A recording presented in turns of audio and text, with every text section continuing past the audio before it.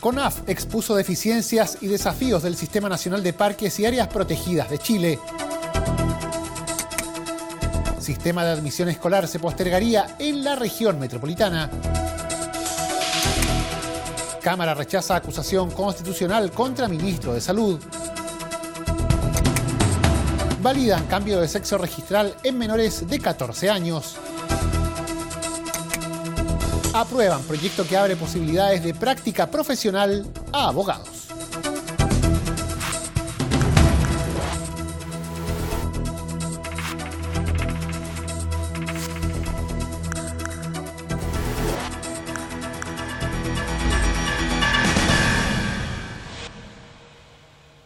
¿Cómo están? Los saludamos. Sean bienvenidos a una nueva edición de Frecuencia Legislativa. Revisaremos aquí parte de los hechos más destacados, más importantes ocurridos durante las últimas jornadas en la Cámara de Diputados en materia noticiosa. Vamos a partir contándoles que la CONAF expuso las deficiencias y los desafíos del Sistema Nacional de Parques y Áreas Protegidas de Chile. Esto fue ante la Comisión de Medio Ambiente de la Cámara.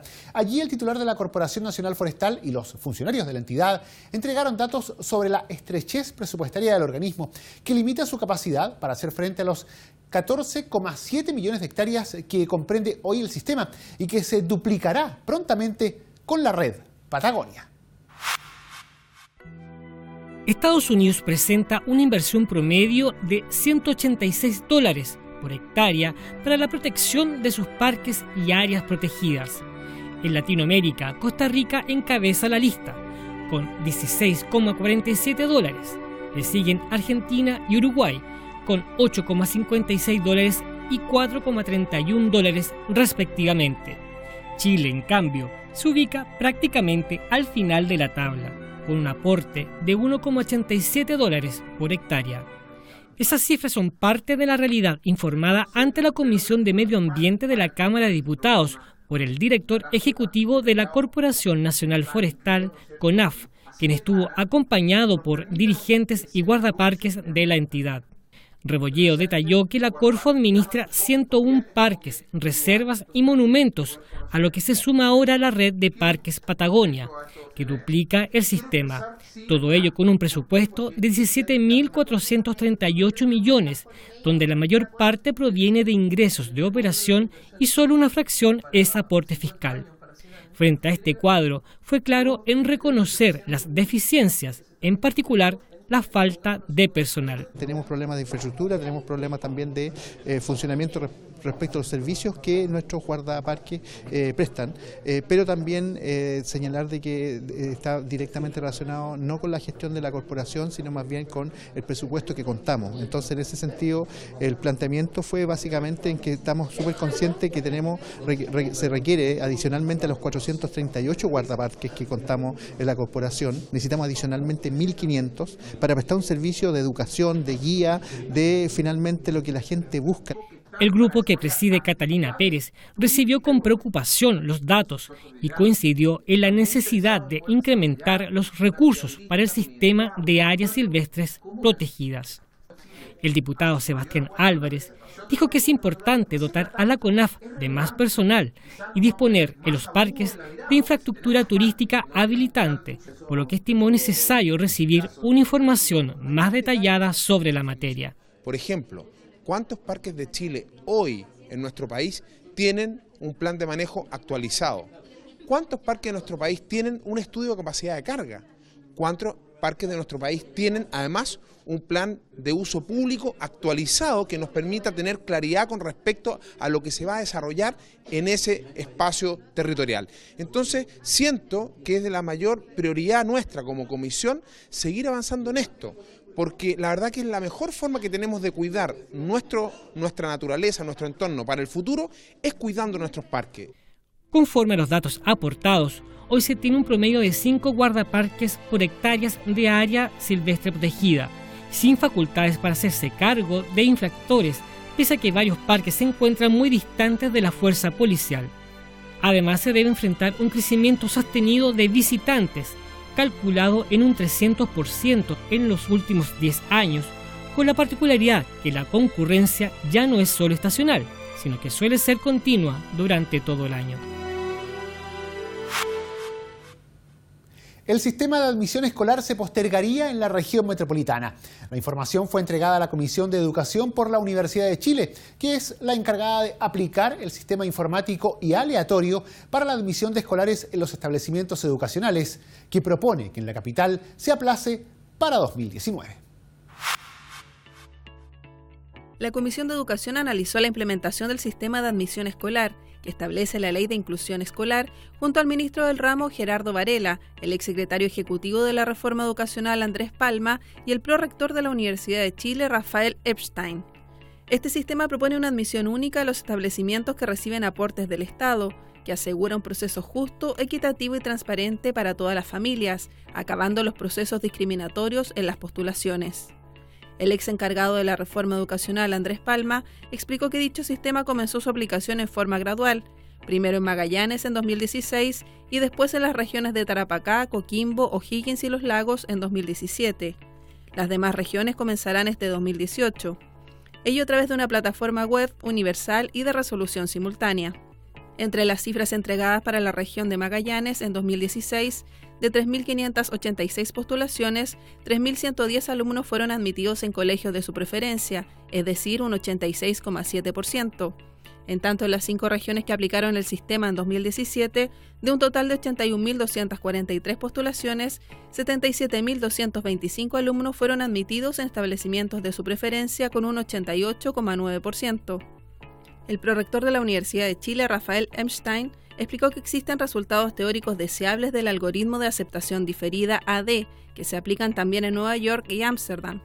La Casa de Estudios propone aplazar para 2019 la incorporación de la región metropolitana para asegurar la mejor implementación de la política pública, considerando la gradualidad ocurrida en regiones como Valparaíso y Biobío, idea que tuvo el respaldo transversal de los parlamentarios, según explicó el diputado UDI Jaime Belolio. Y es el encargado de hacer esto que se le llamaba la tómbola, ¿no? El método de selección aleatorio en los colegios, que ya está operando en varias regiones del país y tocaba que este año, o sea, el próximo año, digamos, pero este año tenía que hacerse la postulación, tocara a la región metropolitana. Y lo que ellos han manifestado es que no están en condiciones de poder implementarlo en una región metropolitana, porque hay un altísimo riesgo de que falle el sistema. Y por tanto que quede una real embarrada, digamos, en Santiago con millones de personas involucradas, y entonces ellos pidieron postergarlo durante un año. Cuestión que es completamente razonable, fue muy atendible de manera transversal. Sin embargo, el parlamentario rechazó las declaraciones de Andrés Palma, quien dijo que ya en 2016 pensaba en la postergación del sistema en la región metropolitana, hecho que considera inaceptable por no informar de esta situación al nuevo gobierno. El plan de la nueva administración sobre la admisión escolar contempla varias etapas para 2018, según el ministro de Educación, Gerardo Varela.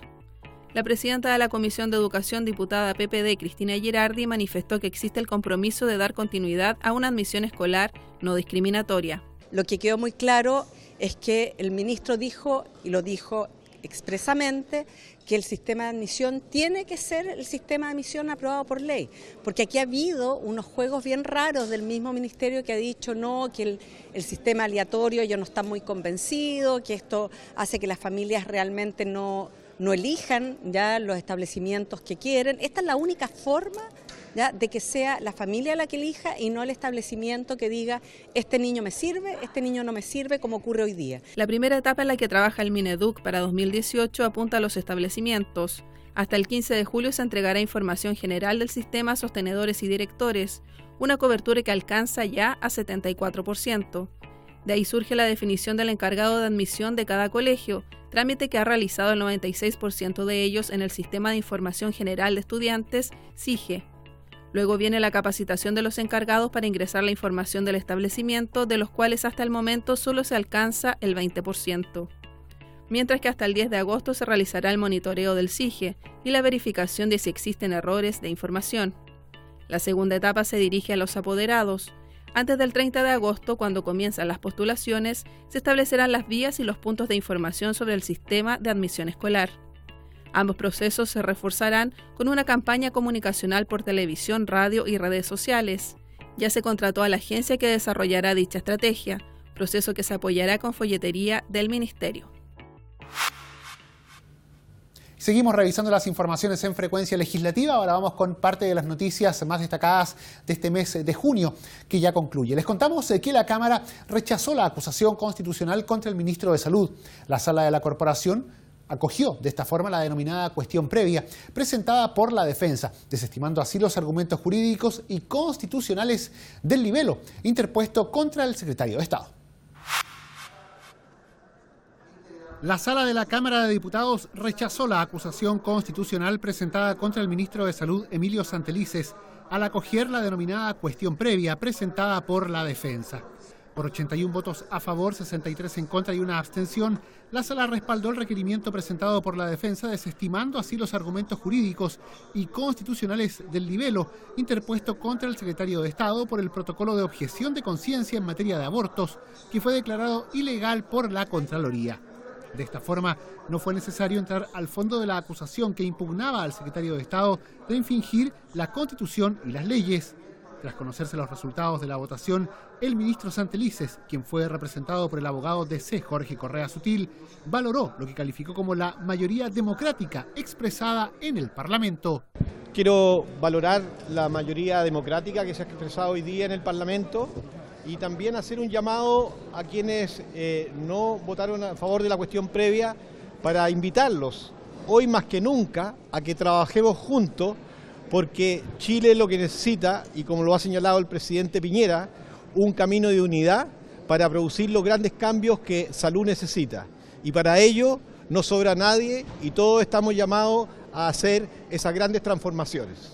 En esa línea, el diputado Jorge Radjev, quien presidió la comisión que evaluó el mérito de la acusación constitucional, afirmó que queda claro que no hubo daño a ninguna paciente con la aplicación del cuestionado protocolo. Claramente no ha habido culpabilidad ni nexo causal que determine el hecho con las consecuencias que puedan generarse.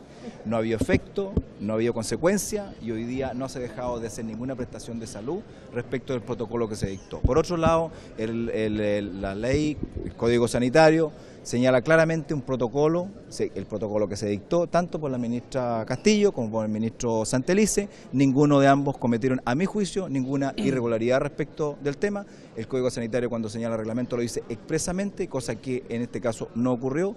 Lo propio sostuvo el diputado Ramón Barros, quien fue enfático al señalar que se impusieron los argumentos jurídicos y técnicos por sobre las consideraciones políticas. La acusación constitucional es un procedimiento sancionatorio muy excepcional y por lo tanto tiene que estar fundado en aspectos jurídicos y no en el show político que pudimos ver hoy día y a través de estas últimas semanas.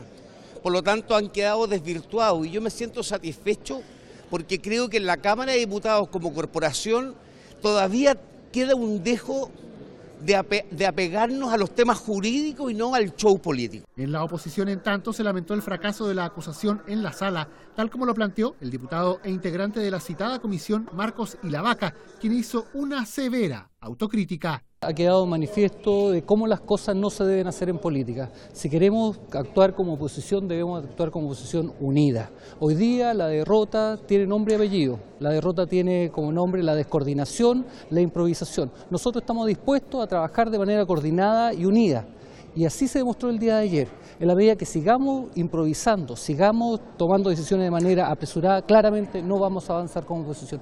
En esa línea, la diputada Maite Orsini, una de las impulsoras del libelo, lamentó que si bien a su juicio existían argumentos suficientes para acoger la presentación, esto no se vio reflejado en los votos. Nuestra ética y nuestra condición de feministas no nos permitía dejar pasar que un ministro haya intentado torpedear mediante un protocolo ilegal una ley que establece derechos para las mujeres. Estoy orgullosa de que mujeres de distintas bancadas y de distintos partidos hayamos decidido apoyar esta acusación constitucional y lamentamos profundamente que algunos colegas hayan decidido pasar por alto los hechos gravísimos que la constituyen y también sus fundamentos jurídicos. Cabe agregar que, al acogerse la denominada cuestión previa por parte de la Sala, la acusación constitucional contra el ministro Santelices se considera como no presentada, lo que explica que no se haya entrado al debate de los argumentos de fondo del libelo. Y los parlamentarios validan el cambio de sexo registral en los menores de 14 años.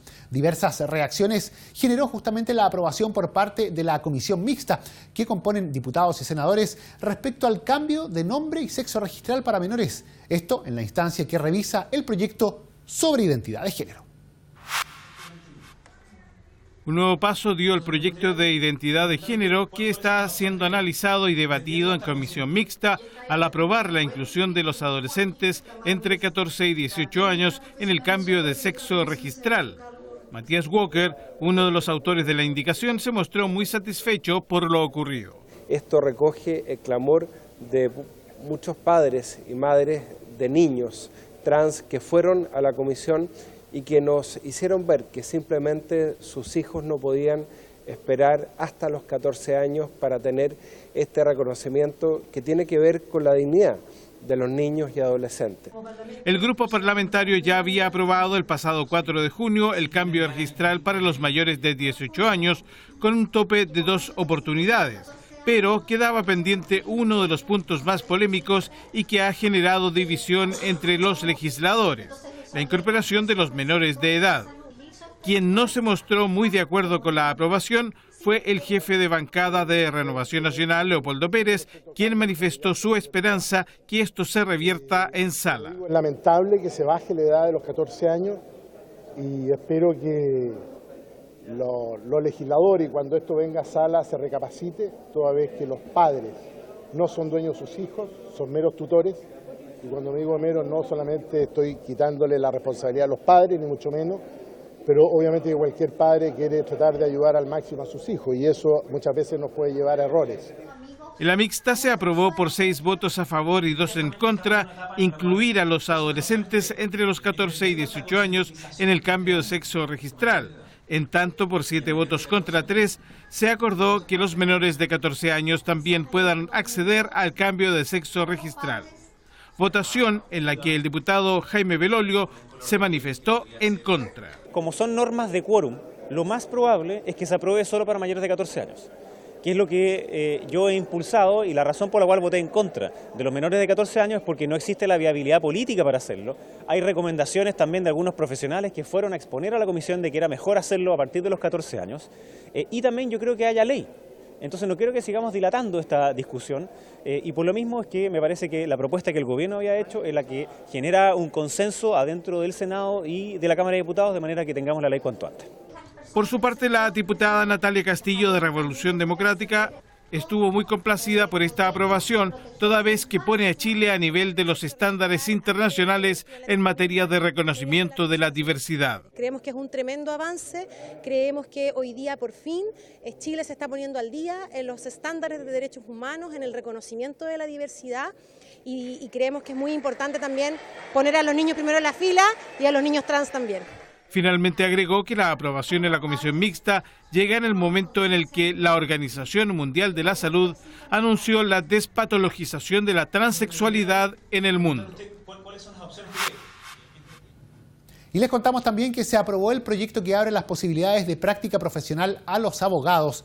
A las ya consideradas corporaciones judiciales se suman instituciones como el Ministerio Público y la Defensoría Penal Pública, los estudios de abogados, las fundaciones o asociaciones gremiales y las clínicas jurídicas, entre otras opciones. Abrir el rango de posibilidades que tienen los estudiantes de Derecho para realizar su práctica profesional obligatoria es el fin del proyecto aprobado en general por la Sala de la Cámara de Diputados por 142 votos a favor y 2 abstenciones. La iniciativa, enviada a segundo informe a la Comisión de Constitución, dada la presentación de indicaciones, busca resolver variados problemas, como detalló el diputado Leonardo Soto. Hoy día la ley establece como prácticamente única alternativa que los postulantes deban realizar una práctica en las corporaciones de asistencia judicial por 6 meses. Y eso ha planteado numerosos problemas. Uno de ellos tiene que ver con que no hay cupos disponibles en las corporaciones de asistencia judicial y por la cantidad de postulantes que es superior a los cupos disponibles. Y un segundo aspecto tiene que ver con que hay muchas personas que son egresados de Derecho, son postulantes de estas prácticas y ellos están trabajando regularmente en la administración pública. Y como esta práctica es gratuita, prácticamente son obligados a renunciar a sus cargos o a obtener un permiso sin goce de sueldo para poder cumplir con este requisito. El diputado Renzo Trisotti coincidió con el diagnóstico y valoró que la propuesta legal permita abrir el campo de la práctica hacia otros organismos relacionados al mundo del derecho. La carrera de Derecho tiene 10,5 semestres, pero en la práctica hay un estudio que incluso plantea que se demoran hasta 17 semestres. Y una de las principales razones es la tardanza en poder realizar la práctica profesional. Por tanto, este proyecto pretende modificar el Código Orgánico de Tribunales y en el numeral número 5, donde se establece la obligación de hacer la práctica únicamente en las corporaciones de asistencia judiciales, nosotros lo ampliamos a una serie de otros organismos e instituciones que sean definidos por los propios consejos directivos de la corporación. Pero esto... Conforme al texto aprobado por la Sala, los futuros abogados podrán realizar también sus prácticas profesionales en instituciones como el Ministerio Público y la Defensoría Penal Pública o en estudios de abogados que cuenten con programas autorizados por el Ministerio de Justicia. También se suman fundaciones, corporaciones, asociaciones gremiales, sindicatos y clínicas jurídicas que cuenten con la debida autorización. Asimismo, se reconocerá el trabajo que realizan funcionarios de la Administración del Estado, asesores legislativos o secretarios de los miembros del Congreso Nacional o de sus comités, así como funcionarios o empleados del Poder Judicial. Todos ellos bajo condiciones específicas definidas en la misma ley y en un reglamento que se dictará para estos efectos. Y de esta forma llegamos al final de la presente edición de Frecuencia Legislativa. Le agradecemos su compañía, les recordamos que el detalle de todas estas noticias siempre los puede revisar en nuestra multiplataforma, a la cual accede por intermedio del www.cámara.cl. Muchas gracias por habernos acompañado. Siga junto a Cámara de Diputados Televisión.